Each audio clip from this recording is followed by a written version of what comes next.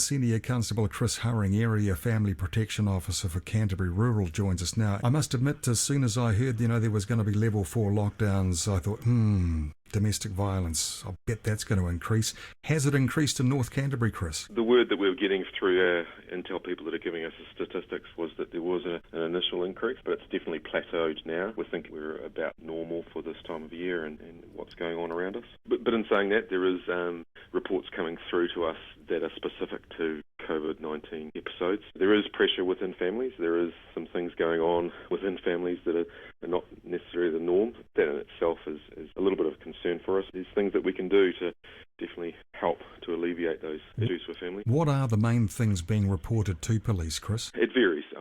Police are responding to all levels of family harm. Some of the low-end episodes might be squabbles between siblings over various things, and it's got out of hand, and then neighbours perhaps have called police because of the raised voices they've heard. But then we go right up the ladder to the serious stuff at the top end, where there could well be violence within the home. That's obviously the high-risk stuff and the more concerning stuff that we do deal with. Interesting, you mentioned siblings. I hadn't thought of that, actually. Siblings getting cooped up together and then having a bit of a scrap, as it were. Do you find men are the main perpetrators of family violence, Chris, or can women be as well? Men are overrepresented in the statistics as it relates to being the predominant aggressors within relationships. But in saying that, women are also violent within relationships. That is the minority of what we deal with, and by far and away the most of what we deal with is males being the perpetrator. Alcohol, I guess, is a factor, but not necessarily in every case. No, definitely not in every case, but alcohol mixed with controlling violent tendencies doesn't help. It's a carrier for those types of behaviours to escalate. Alcohol is not the cause of violence. It definitely removes inhibitions to restrain people's behaviour. If a man is of that nature and he's controlling his wife or partner, under normal circumstances he's away for a large part of the day, but if that controlling nature is there 24/7, that must be almost unbearable.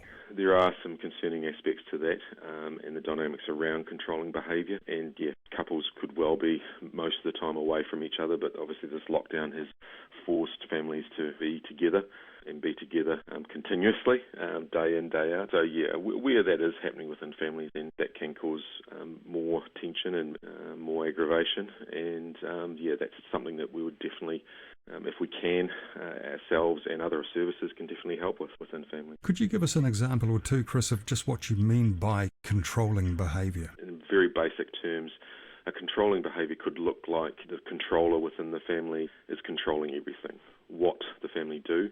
So if let's say, for example, it's a male controlling a woman, a man controlling a woman, he would control the finances, he would control where the family go, who his partner speaks to, who they then see, and monitor their phone calls, could monitor who they're talking to on social media, etc. So that's the varying natures of controlling behaviour within relationships.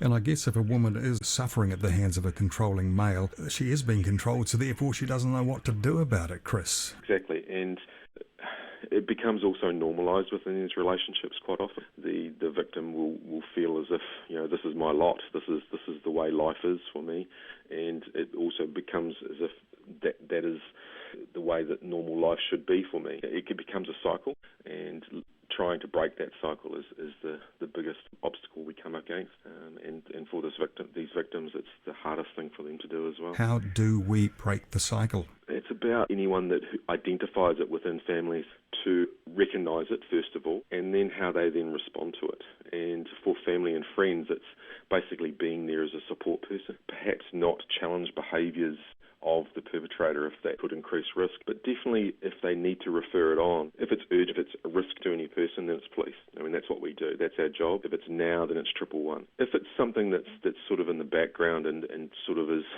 smouldering away, and you're concerned about the behaviours that are going on within the relationship, then perhaps it is to one of our support services.